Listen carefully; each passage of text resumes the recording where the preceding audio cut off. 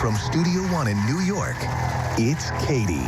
Well, Dr. Paul Hokemeyer is an addiction specialist, and he's here in our audience today. And Dr. Hokemeyer, you say that women go from being casual drinkers to problem drinkers much faster than men. Why is that? Well, Katie, it's because their bodies are different from those of men in three significant ways. The first one is that they have less of an enzyme in their body that breaks down the alcohol.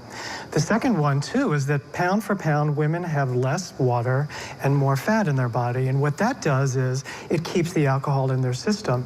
So they don't break down the alcohol, and it stays in their body, and it has a toxic, corrosive effect on their bodies, on their tissues, and on their organs. And are you seeing a lot more women come in with real problems when it comes to alcohol? It's heartbreaking. And I see that I've been in the field for around 20 years. And so primarily, the obstacles to treatment are greater for women because there's an enormous amount of shame around it.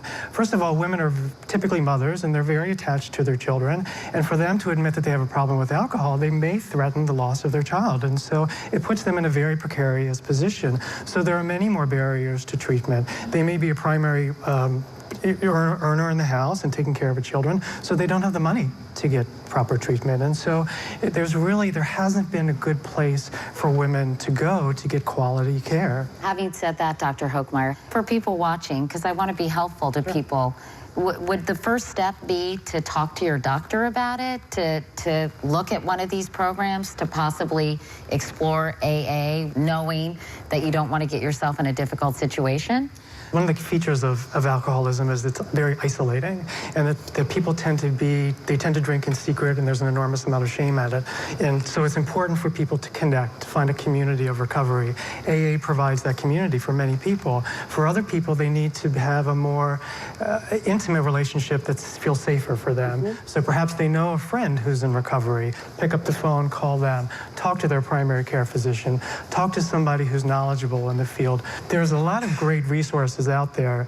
It's picking them, the ones that work for you.